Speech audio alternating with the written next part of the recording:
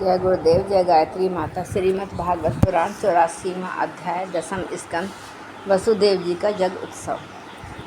श्री सुखदेव जी कहते हैं, परीक्षित सर्व आत्मा भक्त भयहारी भगवान श्री कृष्ण के प्रति उनकी पत्नियों का कितना प्रेम है, यह बात कुंती, गांधारी, द्रौपदी, सुभद्रा, दूसरी राजपत्नियों और भगवान की प्रियतमा गोपियों ने भी सुनी।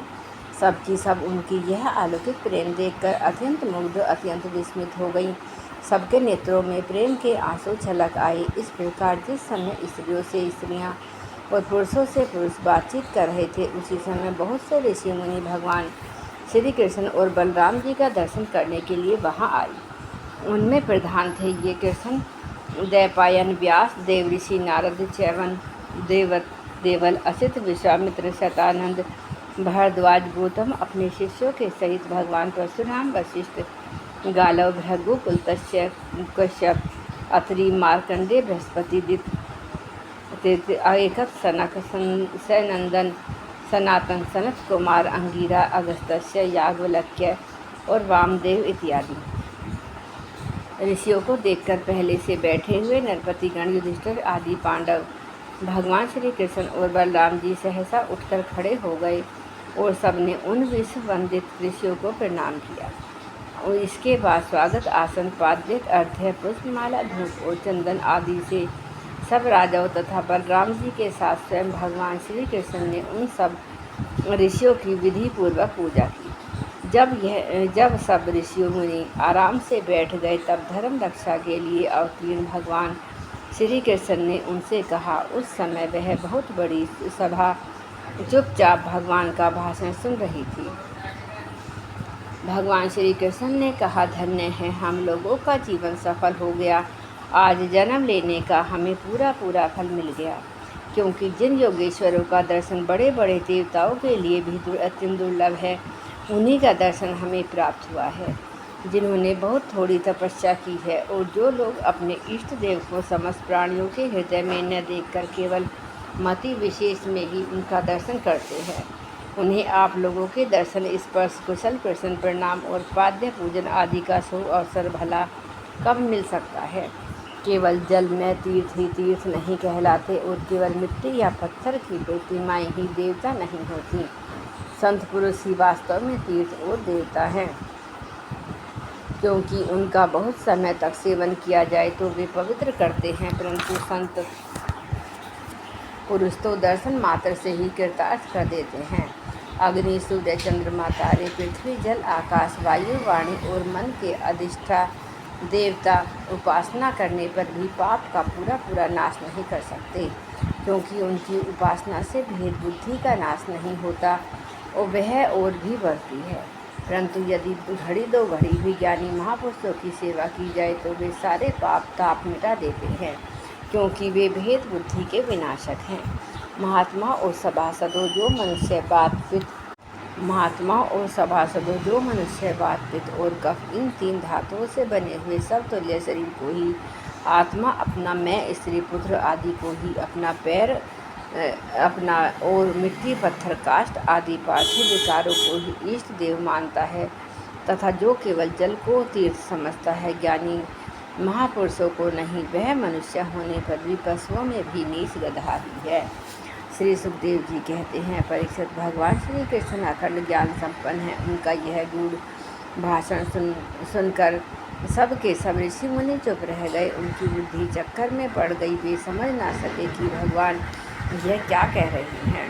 उन्होंने बहुत देर तक विचार करने के बाद यह निश्चय किया कि भगवान सर्वश्रेष्ठ होने पर भी जो इस प्रकार सामान्य कर्म परतंत्र जीव की भांति व्यवहार कर रहे हैं, यह केवल लोक संग्रह के लिए ही है।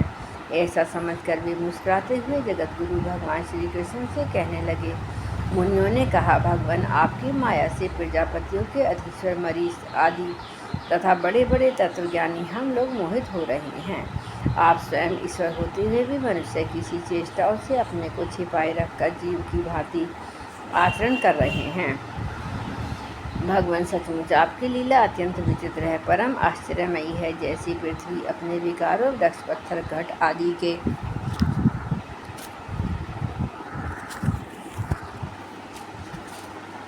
द्वारा बहुत से नाम रूप और ग्रहण कर लेती है। वास्तव में वह एक ही है। वैसे ही आप एक और चेष्टाहीन होने पर भी अनेक रूप धारण कर लेते हैं। अपने आप से ही इस जगत की रचना, रक्षा और संहार करते हैं। पर यह सब करते हुए भी इन कर्मों से लिप्त नहीं होते। जो सजातीय, विजातीय और स्वगत भेद शून्य एक रस अनंत है, उसका यह चरित्र लीला मात्र नहीं तो और क्या है। धन्य है आपकी यह लीला भगवान। यद्यपि आप प्रकृति से परे स्वयं पर ब्रह्म परमात्मा है, तथापि समय समय पर भक्तजनों की रक्षा तथा दुष्टों का दमन करने के लिए विशुद्ध सतमय श्री विग्रह प्रकट करते हैं और अपनी लीला के द्वारा सनातन वैदिक मार्ग की रक्षा करते हैं, क्योंकि सभी वर्णों और आश्रमों के रूप में आप स्वयं ही प्रकट हैं। भगवान वेद आपका विशुद्ध हृदय है। तपस्या, स्वाध्याय, धारणा, ध्यान और समाधि के द्वारा उसी में आपके साकार निराकार रूप और दोनों के अधिष्ठान स्वरूप पर ब्रह्म परमात्मा का साक्षात्कार होता है। परमात्मन ब्राह्मण ही देव वेदों के आधारभूत आपको स्वरूप की उपलब्धि के स्थान है। इसी से आप ब्राह्मणों का सम्मान करते हैं और इसी से आप ब्राह्मण भक्तों में अग्रगण्य हैं। आप सर्वविध कल्याण साधकों की चरम सीमा और संत पुरुषों की एकमात्र गति हैं। आपसे मिलकर आज तो हमारे जन्म, विद्या, तप और ज्ञान सफल हो गए। वास्तव में सबके परम फल आप ही हैं। प्रभु, आपका ज्ञान अनंत। आप स्वयं सच्चिदानंद स्वरूप पर ब्रह्म परमात्मन भगवान हैं। आपने अपनी अचिंत्य शक्ति योग माया के द्वारा अपनी महिमा छिपा रखी है। हम आपको नमस्कार करते हैं। ये सब हमें बैठे हुए राजा लोग और दूसरों को तो बात ही क्या, स्वयं आपके साथ आहार विहार करने वाले यदुवंशी लोग भी आपको वास्तव में नहीं जानते, क्योंकि अपने अपने स्वरूप को जो सबका आत्मा, जगत का आदिकरण और नियंता है, माया के पर्दे से ढक रहता है। जब मनुष्य स्वप्न देखने लगता है, उस समय स्वप्न के मिथ्या पदार्थों को ही सत्य समझ लेता है और नाम मात्र की इंद्रियों से प्रतीत होने वाले अपने स्वप्न शरीर को ही वास्तविक शरीर मान बैठता है। उसे उतनी देर तक के लिए इस बात का बिल्कुल ही पता नहीं रहता कि स्वप्न शरीर के अतिरिक्त एक जागृत अवस्था का शरीर भी है। ठीक इसी प्रकार जागृत अवस्था में भी इंद्रियों की प्रकृति रूप में माया से चित्त मोहित होकर नाम मात्र के विषयों में भटकने लगता है। उस समय भी चित्त के चक्कर से विवेक शक्ति बढ़ जाती है। जीव यह नहीं जान पाता कि आप इस जगत जागृत संसार से परे हैं। प्रभु, बड़े बड़े ऋषि मुनि अत्यंत परिपक्व योग साधना के द्वारा आपके उन चरण कमलों को हृदय में धारण करते हैं, जो समस्त पाप राशि को नष्ट करने वाले गंगा जल के भी आश्रय स्थान हैं। यह बड़े सौभाग्य की बात है कि आज हमें उन्हीं का दर्शन हुआ है। प्रभु, हम आपके भक्त हैं। आप हम पर अनुग्रह कीजिए, क्योंकि आपके परम पद की प्राप्ति उन्हीं लोगों को होती है जिनका लिंग शरीर रूप जीव कोष आपकी उत्कृष्ट भक्ति के द्वारा नष्ट हो जाता है। श्री सुखदेव जी कहते हैं, राजर्षि भगवान की इस प्रकार स्तुति करके उनसे राजा धृतराज से तथा धर्मराज युधिष्ठिर से अनुमति लेकर उन लोगों ने अपने अपने आश्रम पर जाने का विचार किया। परम यशस्वी वसुदेव उनका जाने का विचार देखकर उनके पास आए और उन्हें प्रणाम किया और उनके चरण पकड़कर बड़ी नम्रता से निवेदन किया। वसुदेव जी ने कहा, ऋषियों, आप लोग सर्वदेव स्वरूप हैं। मैं आप लोगों को नमस्कार करता हूँ। आप लोग कृपा करके मेरी प्रार्थना सुन लीजिए। यह वह कि जिन कर्मों के अनुष्ठान से कर्मों और कर्म वासनाओं का अत्यंत नाश मोक्ष हो जाए, उनका आप मुझे उपदेश दीजिए। नारद जी ने कहा, ऋषियों, यह कोई आश्चर्य की बात नहीं है। वसुदेव जी कृष्ण को अपना बालक समझकर शुद्ध जिज्ञासा के भाव से अपने कल्याण का साधन हम लोगों से पूछ रहे हैं। संसार में बहुत पास रहना मनुष्यों के अनादर का कारण हुआ करता है। देखते हैं, गंगा तट पर रहने वाला पुरुष गंगा जल छोड़कर अपनी शुद्धि के लिए दूसरे तीर्थ में जाता है। श्री कृष्ण की अनुभूति समय के फिर से होने वाली जगत की सृष्टि, स्थिति और प्रलय से मिटाने वाली नहीं है। वह सत्य किसी दूसरे निमित्त से, गुणों से और किसी से भी क्षीण नहीं होती। उनका ज्ञान में स्वरूप अविद्या, राग, द्वेष आदि क्लेश, पुण्य, पाप, कर्म, सुख सुख आदि कर्म फल तथा शत्रु आदि गुणों के प्रभाव से खंडित नहीं है।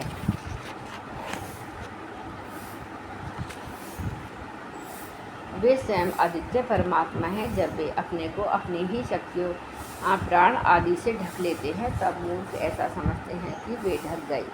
जैसे बादल कोहरा या ग्रहण के द्वारा अपने नेत्रों के ढक जाने पर सूर्य को ढका हुआ मान लेते हैं।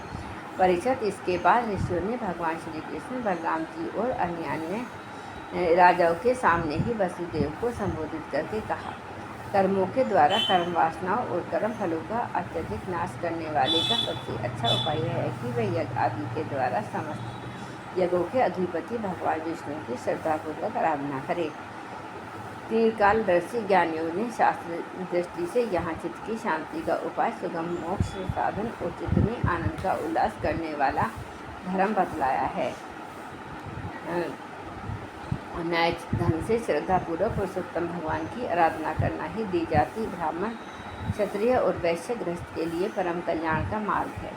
वसुदेव जी, विचारवान पुरुष को चाहिए कि यह ज्ञान, दान आदि के द्वारा धन की इच्छाओं को, गृहस्थ भोगों द्वारा स्त्री पुरुष की इच्छा को कालक्रम में सर्व आदि भोग भी नष्ट हो जाते हैं। इस विचार से लोकैषणा को त्याग दें। इस प्रकार धीर पुरुष घर में रहते हुए ही 3 प्रकार के ऐषणाओं, इच्छाओं का परित्याग करके तपोवन का रास्ता लिया करते थे। समर्थ वसुदेव जी ब्राह्मण, क्षत्रिय और वैश्य, ये तीनों देवता ऋषि पितरों का ऋण लेकर ही पैदा होते हैं। इन ऋणों से छुटकारा मिलता है। यज्ञ अध्ययन संतानोत्पत्ति से उनसे उरण हुए बिना ही जो संसार का त्याग करता है उसका पतन तो हो जाता है। परम बुद्धिमान वसुदेव, आप जब तक ऋषि और पितरों के ऋण से तो मुक्त हो चुके हैं, अब यज्ञों के द्वारा देवताओं का ऋण चुका दीजिए। इस प्रकार सबसे उरण होकर गृह त्याग कीजिए, भगवान की शरण हो जाइए। वसुदेव जी, आपने अवश्य ही परम भक्ति से जगदीश्वर भगवान की आराधना की है, तभी तो वे आप दोनों के पुत्र हुए हैं। श्री सुखदेव जी कहते हैं, परीक्षित, परम मनस्वी वसुदेव जी ने ऋषियों की यह बात सुनकर उनके चरणों में सिर रखकर प्रणाम किया, उन्हें प्रसन्न किया और यज्ञ के लिए ऋतिव्रजों के रूप में उनका वर्णन किया। राजन, जब इस प्रकार वसुदेव जी ने धर्मपूर्वक ऋषियों को वर्ण कर लिया तब उन्होंने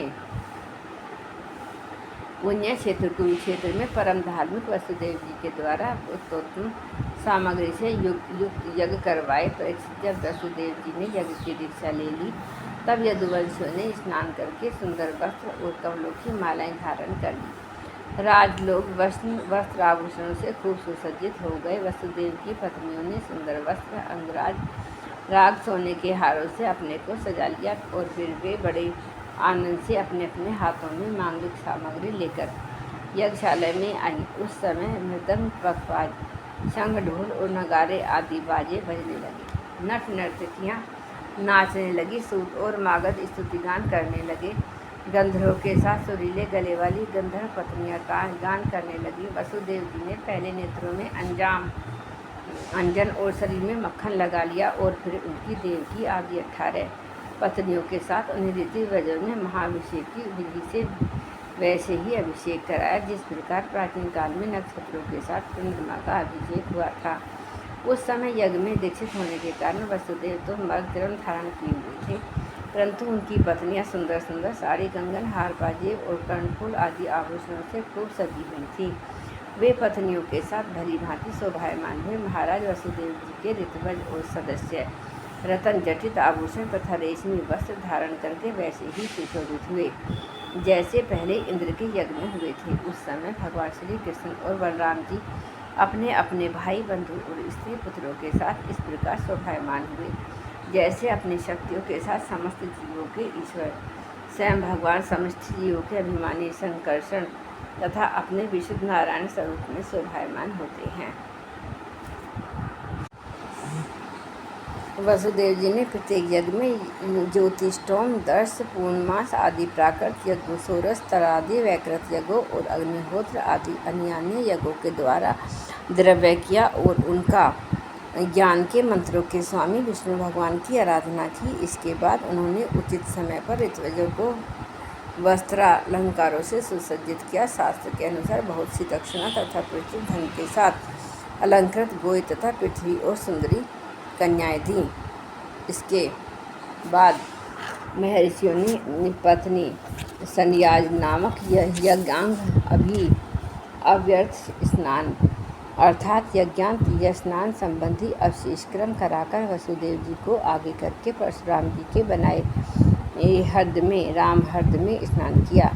स्नान करने के बाद वसुदेव और उनकी पत्नियों ने बंदीजनों को अपने सारे वस्त्र आभूषण दे दिए तथा स्वयं नए वस्त्र आभूषण सुसज्जित होकर उन्होंने ब्राह्मणों से लेकर कुत्तों तक को भोजन कराया। तदंतर अपने भाई बंधु, उनके स्त्री पुत्र तथा विदर्भ कौशल, कुरु, काशी, केकया और संजय आदि देशों के राजा, सदस्य, ऋत्विजों, देवताओं, मनुष्य, भूतों, पितरों और चारणों को विदाई के रूप में बहुत सी भेंट देकर सम्मानित किया। वे लोग लक्ष्मीपति भगवान श्री कृष्ण की अनुमति लेकर यज्ञ की प्रशंसा करते हुए अपने अपने घर चले गए। परीक्षित उस समय राजा धृतराष्ट्र, विदुर, युधिष्ठिर, भीम, अर्जुन, भीष्म पितामह, द्रोणाचार्य, कुंती, नकुल, सहदेव, नारद, भगवान व्यासदेव तथा दूसरे स्वजन संबंधी बांधव अपने हितैषी बंधु यादवों को छोड़कर जाने में अत्यंत विरह व्यथा का अनुभव करने लगे। उन्होंने अत्यंत स्नेहार्थ चित्त से यदुवंशियों का आलिंगन किया और बड़ी कठिनाई से किसी प्रकार अपने अपने देश को चले गए। दूसरे लोग भी उनके साथ वहां से रवाना हो गए। परीक्षित, भगवान श्री कृष्ण, बलराम जी तथा उग्रसेन आदि ने नंद बाबा एवं अन्य सब गोपों को बहुत बड़ी बड़ी सामग्रियों से अर्चा पूजा की, उनका सत्कार किया और वे प्रेम परवश होकर बहुत दिनों तक वहीं रहे। वसुदेव जी अनायास ही अपने बहुत बड़े मनोरथ का महासागर पार कर रहे थे। उनके आनंद की सीमा न थी। अभी सभी आत्मीय सज्जन उनके साथ थे। उन्होंने नंद बाबा का हाथ पकड़कर कहा, वसुदेव जी ने कहा, भाई जी, भगवान ने मनुष्यों के लिए एक बहुत बड़ा बंधन बना दिया है। उस बंधन का नाम है स्नेह प्रेम पाश। मैं तो ऐसा समझता हूँ कि बड़े बड़े सूरवीर और योगी यति भी इसे तोड़ने में असमर्थ हैं। आपने हम अर्थज्ञों के प्रति अनुपम मित्रता का व्यवहार किया है। क्यों न हो, आप सरीखे संत शिरोमणियों का तो ऐसा स्वभाव ही होता है। हम इसका कभी बदला नहीं चुका सकते, आपको इसका कोई फल नहीं दे सकते। फिर भी हमारा